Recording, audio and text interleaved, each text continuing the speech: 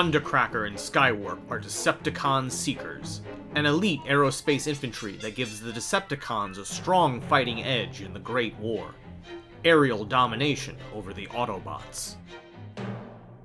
Thundercracker is contemptuous of anything that cannot fly. Despite not being totally convinced of the Decepticons' cause, he is easily persuaded to continue battling the Autobots just the same. Thundercracker flies at speeds up to 1,500 miles per hour. He can also produce controlled, deafening sonic booms which can be heard from 200 miles away. A mighty Decepticon warrior, Thundercracker is equipped with powerful drone rockets and incendiary guns. However, his doubts about the Decepticon cause sometimes impede his effectiveness in battle. Skywarp is the sneakiest of all Decepticons. He enjoys playing cruel tricks on his fellow Decepticons, and appearing out of nowhere to attack Autobots. Also being able to reach a top speed of 1,500 miles per hour, Skywarp can instantly teleport 2.5 miles away.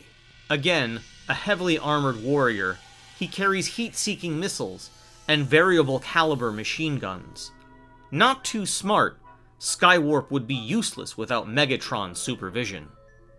With the exception of one brief moment in the coming episode, Thundercracker's uncertainty about his allegiance was never really explored in the cartoon or original Marvel comic book.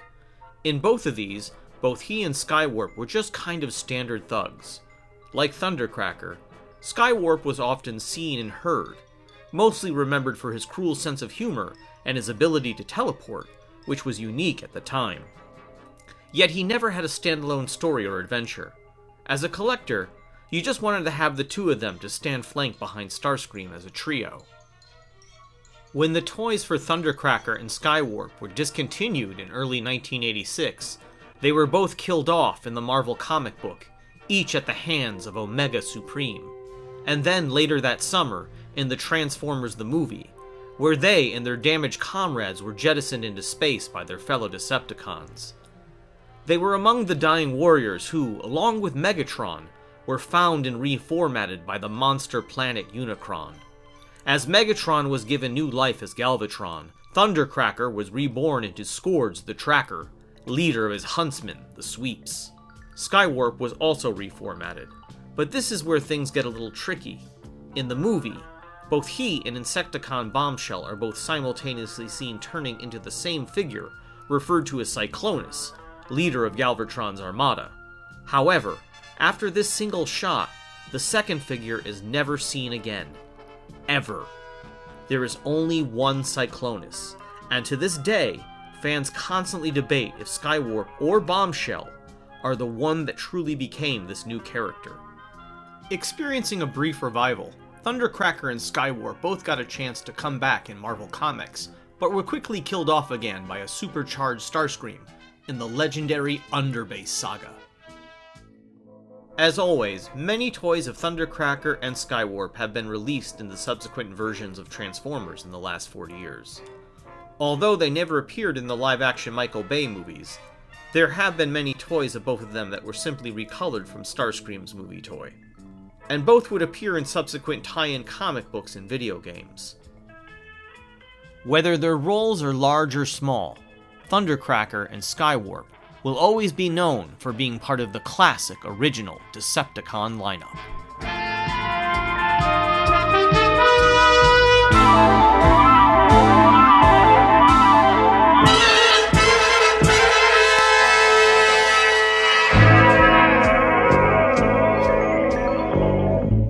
Ladies and gentlemen, I'm back, and so are you. And those of you that are new here, we welcome you just the same.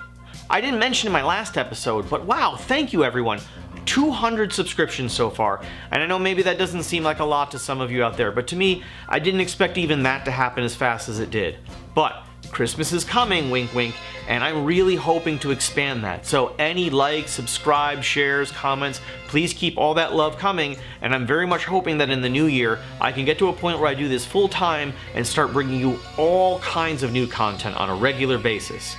But enough about me and my problems, we're here to talk about Transformers. So, Season 1, Episode 9, Not a Grateful Dead reference. Fire in the Sky.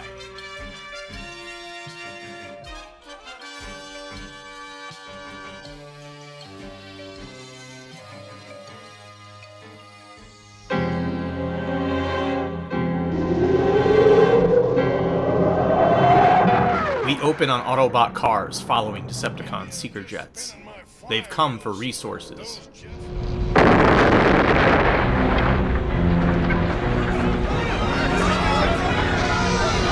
Great working with you, Starscream. What do you mean, working? Looks more like stealing to me, and I'm talking steal! I did everything in my power to avoid such a pun. That's what I call bringing the house down! The Decepticons fly away with what they came for. Also, all those people in the factory are probably dead right now. Back at base, Optimus Prime is curious as to why they are stealing this particular resource. Shit, I just did it.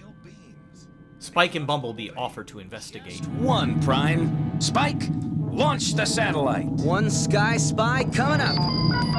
If the Decepticons are cooking up something, we'll zero in on it soon enough.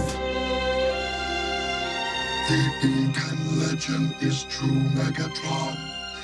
This pyramid rests on a shaft laid down into the... In our second Jetfire, even though we're still calling him Skyfire story, we learn the Decepticons are obsessed with the Earth's core. Can't help but think these two stories at one time might have been one single idea expanded into two. Oh well. Oh look, green crystals.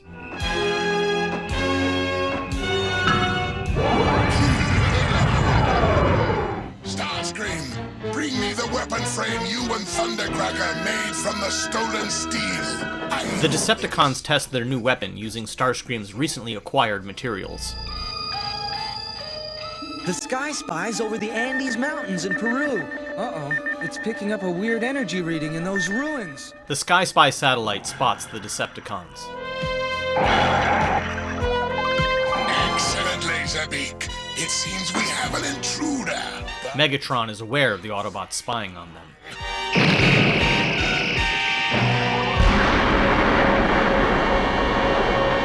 What happened? Look! What is it? A star? Power that destroyed it came from the ruins. The ancient gods have returned to punish us. No, Grandmother, the ancient gods are history. But if the Crystal of Power has been rediscovered, we have much to fear.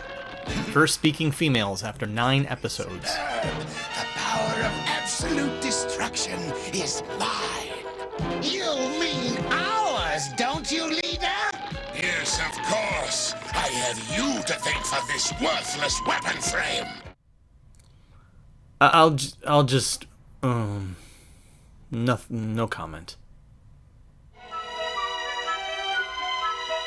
So, remember a couple of episodes ago when Skyfire or Jetfire or whatever the hell he's supposed to be called falls into the ice and he's supposed to be dead? Right. So a couple of them go back for no reason and just unthaw him and he's alive again. Skyfire, are you warm enough to transform? I hope so. But Skyfire is gone. He won't be forgotten, Spike. He will live forever, so long as freedom exists. We shall remember you, Skyfire. We shall remember. Thanks, Wheeljack. I just about had it with the deep freeze treatment. Anyway, Skyfire is alive and you can go to the store and buy a figure called Jetfire. Ron, Windcharger, there's a Decepticon formation below. Now, with Skyfire's help, the Autobots have a step up in aerial combat and deployment. Help? We got it covered, Skyfire. Okay, Windcharger, let's go. The Autobot jet is afraid to fly. Wrong again, you dipstick tape deck. We just didn't want him to spoil our fun. Brawn and Windcharger take on the Decepticons, but bite off more than they can chew. Scepters. You're celebrating too soon, Braun. Finish him, Soundwave. Prepare for oblivion.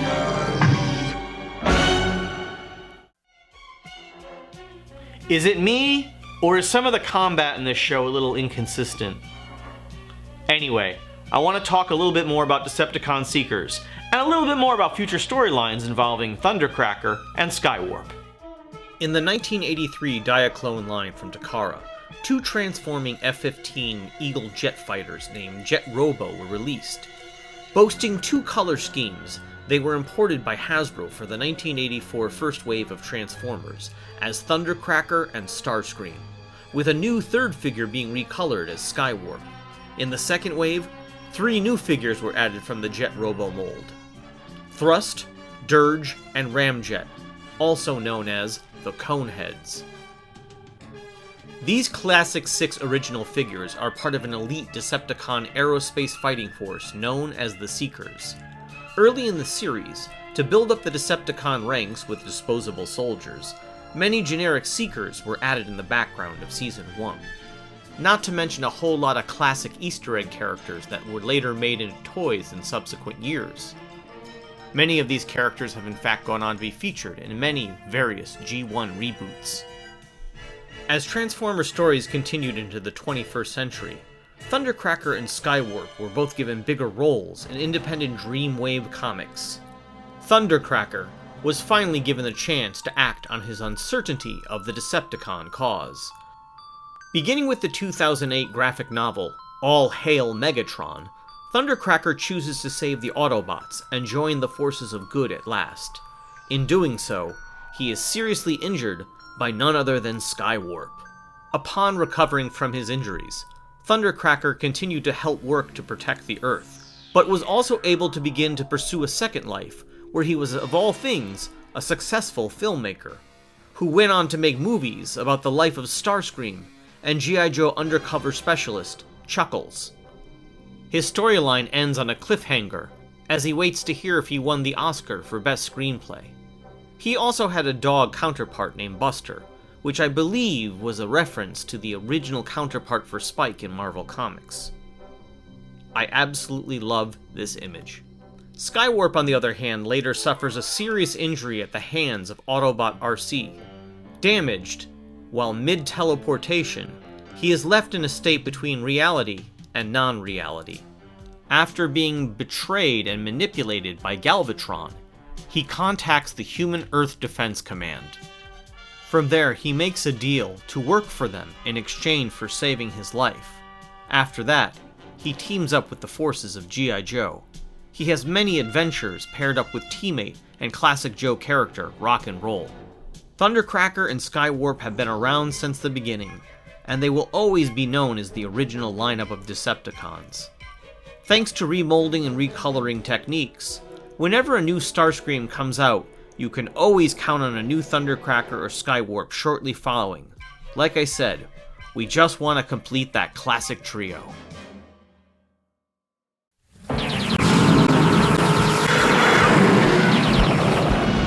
Alright guys, this is it. Skyfire swings back around and saves the pair. I'm coming, bro, Thanks, guys. If either of you had been 1 astrosecond later, I'd have been a pile of piston dust. Soon after, the rest of the Autobots arrive in Peru. Meanwhile, at a local Peruvian factory where apparently a bunch of white people work, I'd say Decepticons are in the neighborhood. I sure hope so. Me and Windcharger got a score to settle. Welcome to the club. Let's get 'em. prepare yourself for more robots fighting.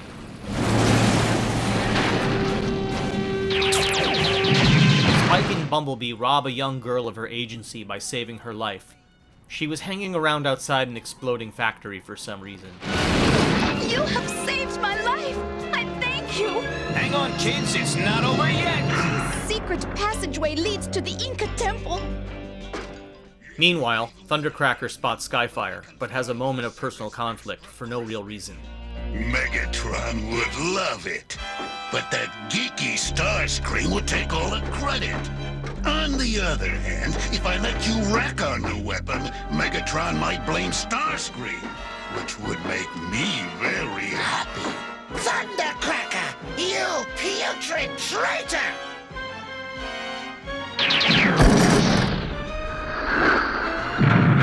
So much for the Autobot intruder. Meanwhile, robots continue to shoot at each other. Acquiring the steel they need, the Decepticons flee the battle. We now have all the steel we need for the weapon frame. Onward to victory!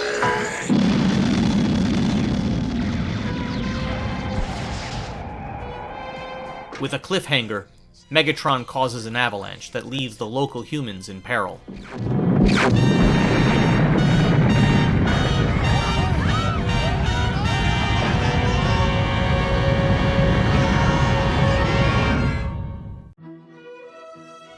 You guys, I'm starting to think that Megatron's a little bit of a racist asshole, huh? Anyways, two characters that are featured in this episode, Thundercracker and Windcharger. They are both voiced by a man by the name of John Stephenson. Let's take a little look at his career, shall we?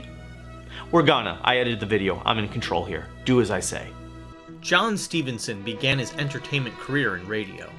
By the year 1948, he made the jump to television when it was still in its infancy. This led to him landing his first major gig in 1951, when he became the commercial announcer for I Love Lucy.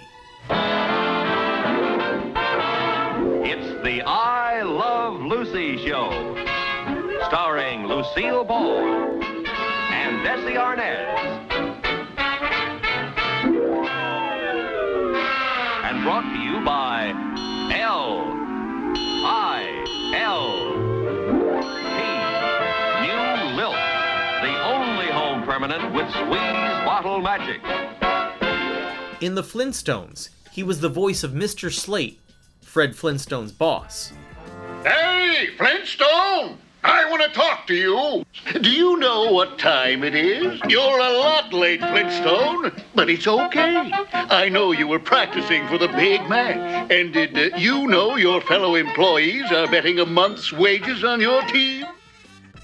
He was also the voice of Frank Frankenstone and Count Rockula. Oh, Flintstones. In Wacky Races, he was Lazy Luke and Blubber Bear.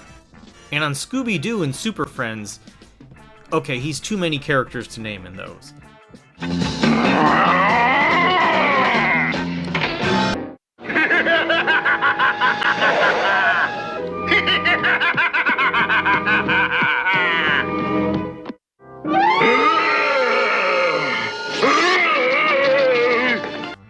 Once you recognize his voice, you'll hear him in just about anything produced by Hanna-Barbera, that's for sure.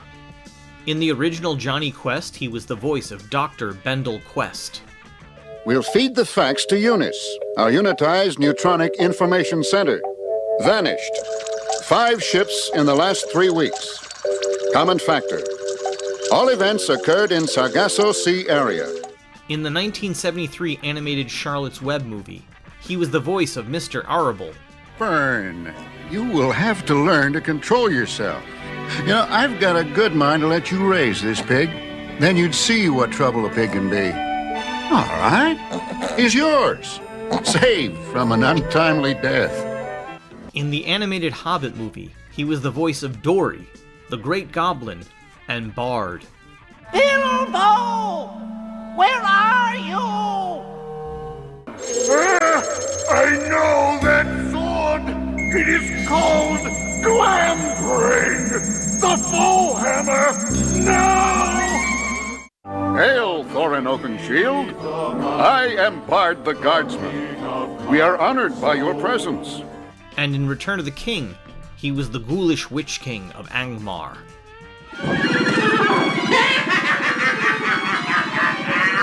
Old fool! This is my hour. Do you not know death when you see it? In the 1978 animated Fantastic Four series, he was Doctor Doom as well as Magneto.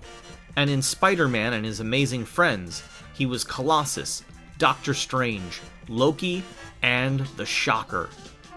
And he was the Chief on Inspector Gadget. Sorry to interrupt your vacation, Gadget, but, that's no torchbearer. In G.I. Joe, he provided the voice of Dr. Lucifer, General Flag, General Frank, and General Hawk. Although that last one I only noticed him in one episode. And of course, in Transformers, he was the voice of Thundercracker, Huffer, Cup, Windcharger, Alpha Trion, Autobot X, Devcon, that's a deep cut right there, Dr. Alcazar, and Bosch the Alien Gambler. With a storied career that any entertainer would die for, John Stephenson was a man of many talents and great range. A voice we've all heard a million times in our youth, and now we all know just a little bit about the man himself. Autobots, weapons ready. Commence firing! In a show of peace and cooperation, the Autobots saved the Peruvian villagers by shooting their guns. Elsewhere, our heroes enter a secret passageway that the ancient Incas made just big enough for a Volkswagen to pass through. Bumblebee, look! It's Skyfire, and he's hurt! After acquiring new steel and a quick trip to the VD clinic, the Decepticons are once again firing at full capacity. Unbelievable, Spike. There's more energy here than in 10 Cybertronic Energon smelters. The Ancient Ones knew many things. I wish one of those ancient guys was here now. The circuitry's way beyond me. Spike wishes ancient Incas were available to help fix a giant robot from outer space. His idiocy is interrupted by Ravage.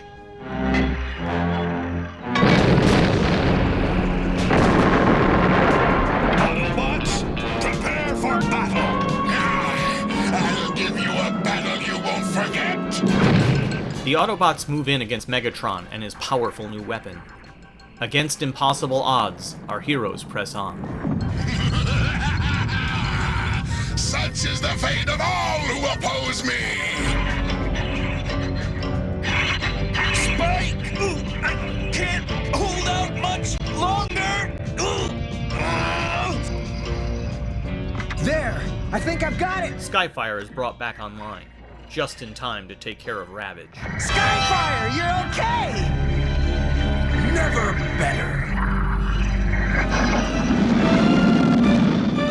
Skyfire, all right!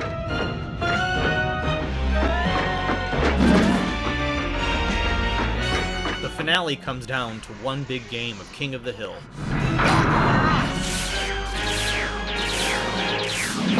When all hope is lost, Skyfire swoops in and saves the day one last time. Kiss your magnafuses goodbye, Autobots!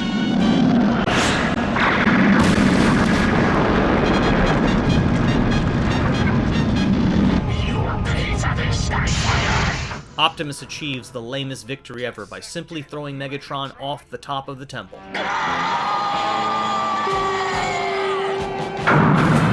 Decepticons! Retreat! Megatron in turn simply retreats. Also, look at this amazing animation. Do you think Wheeljack's invention will work? Without the crystal to regulate the energy, the whole mountain could explode. With Wheeljack's inventions, you never can tell. Okay, Skyfire, let's cap this energy gusher. Wheeljack, you did it! It's not that we had any doubts, Wheeljack. But you don't suppose we could... Get a fast ride back to town?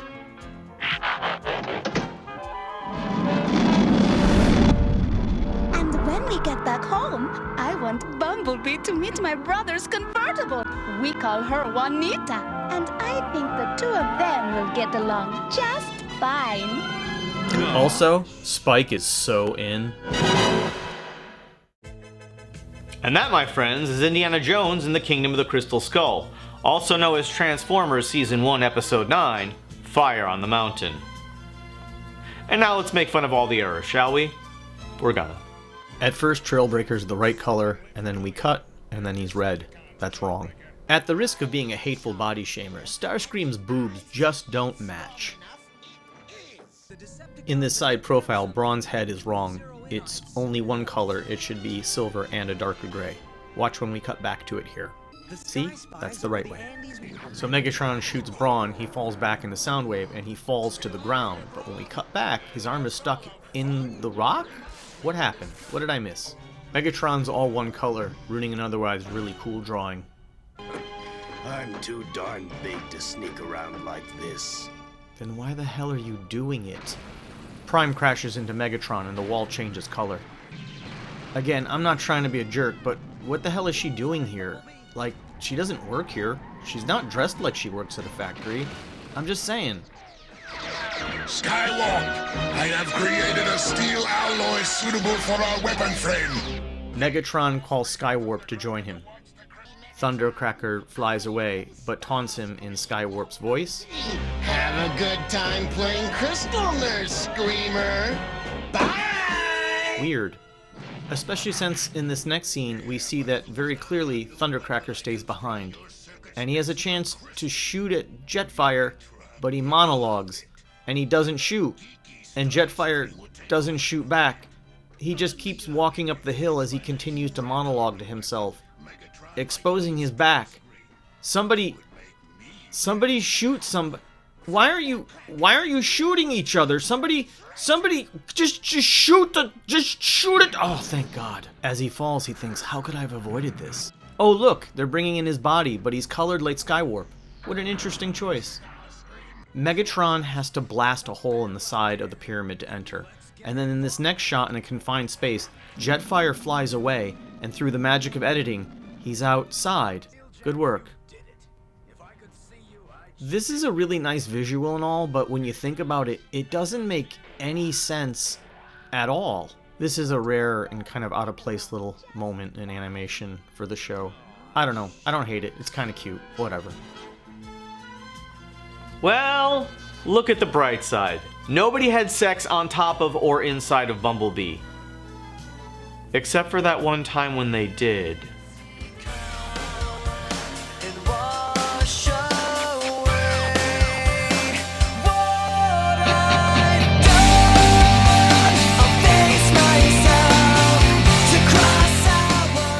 About you, but after seeing that, I'm gonna need to take a long cold shower and maybe talk to a priest. Anyway, I'll catch you on our next episode, War of the Dinobots, and in the meantime, please keep those likes and subscribes coming, and I'll keep working on that content for you. As we go, I'll leave you with this clip. It's one that I always find amusing. It's Skywarp enjoying being a complete dick. Silence, you fool! Starscream remain here to guard the crystal. Skywarp, watch them. See they do no further damage.